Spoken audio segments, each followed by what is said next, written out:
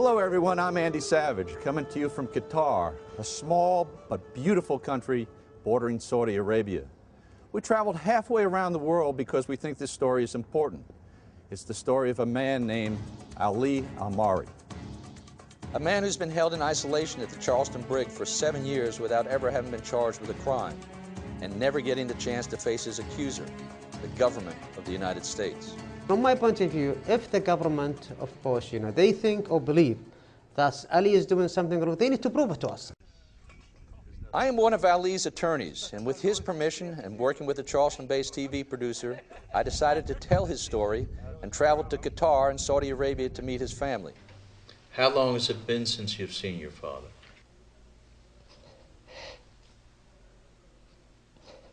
Abdul Hamdi, what do you miss most about your dad? I'm telling Ali's story in the hopes it can bring justice to someone who seems to have been forgotten by the American legal system. Whether he is guilty or innocent is for a judge or jury to decide. In this program, we're simply asking, why won't the government allow his case to be heard? And as I see it, it is most likely because the Department of Defense and the federal government, the White House, still view him more of an enemy combatant than an ordinary criminal. This chapter of Ali's life begins on the darkest day in modern American history, September 11th, 2001. In the weeks and months that followed the attack that killed 2,700 Americans, people of Arab descent were targeted for arrest by the Bush administration in an attempt to stop any future terrorist attacks.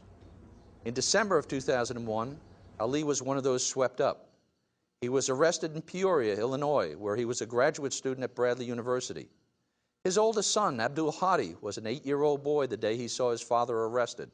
And what did they do with your father? حطونا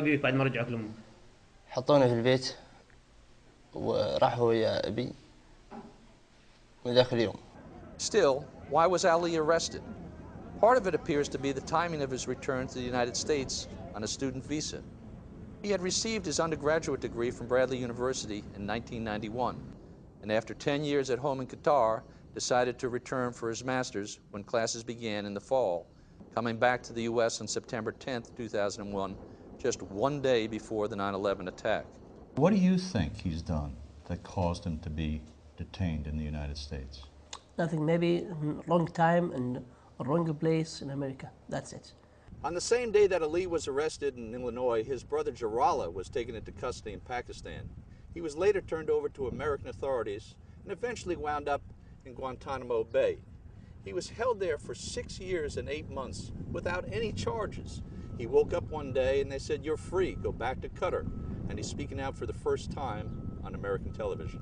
What I've read about you, but I want to hear it from you, is that Pakistan picked you up because you were in the country unlawfully. They claimed you didn't have a visa, and then you were sold to the American government. Yes. Tell us about that.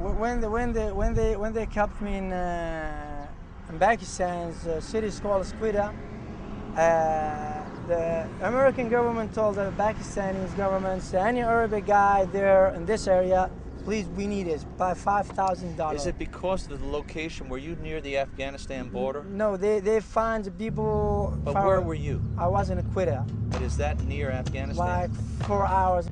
As the U.S. government knew from the 9/11 attack, the al-Qaeda mastermind, Osama bin Laden, set up most of his operation in Afghanistan in the mountains bordering Pakistan. Jarrallah's proximity to this area made him a reasonable suspect, yet charges were never brought against him. They questioned me, you'll be killer, but they didn't question George Bush. I don't want to question George Bush now. I want to question you, because you're the one they locked up and they said you were a terrorist. And they kept you for 6 years and 8 months. You never went to court? No. They never gave you a specific charge of what you did wrong? No. And then one day, you were free. Right. And are you a free man now in your home country? Yeah. You can go where you want to go, be who with you want to be? Yep. Jarrallah and Ali are from a large family of 12, most of whom live in Saudi Arabia. His brothers Mohammed and Naji both got their college educations in the U.S. Well, see, I lived there. I lived the good life there. I stayed there for almost 7 years. I never have any, even small things never happened to me there. Ali's brother Naji believes Jarrallah's arrest prompted U.S. authorities to do the same to Ali. See, each one of them have a different way. Ali is a religious person. you know, before the whole thing is come up, he was a religious person and he was very, very faithful to Islam. And finally, regarding Jalal was not really a Muslim. He does not even pray at times. He just want to see what's the curiosity. He's just mainly a curiosity to go there. And Jalal did not stay that long in Afghanistan. After maybe 2 weeks, and then he ran away. And they caught him in Pakistan. Ali was originally arrested as a material witness in connection with his brother Jarrallah's arrest. But oftentimes, do you know the expression, where there's smoke, there's fire? Do you know that expression? No. Where there's a little hint of somebody doing something wrong, then there may be evidence, a lot of evidence, about how he tried to harm Americans. This is what the Americans said, but if there is evidence, why not they put it in the court? If this is enough evidence, why not? This is my question. I'm asking. Okay, if they say it is, just put it in the court. Let's say the judge. But you know, if there is evidence that supports what the administration says he did, they may kill him. It's fine. If he makes something wrong, fine, let's kill him. But he didn't make something wrong. Why they hide him like this? So why hasn't Ali ever been to court? In the Bush administration, the president believes he was given the authority to hold anyone suspected of terrorism as an enemy combatant indefinitely. Ali is one of those people. Ali's wife Maha and her 5 young children finally made it home to Saudi Arabia after 18 months of questioning by U.S. officials, including the CIA and the FBI. ما ينقصها المادة أو ينقصها الأكل أو ينقصها أكثر ما ينقصها رؤية زوجها الائتلاف مع زوجها تآلف مع زوجها كزوجة مع زوجها.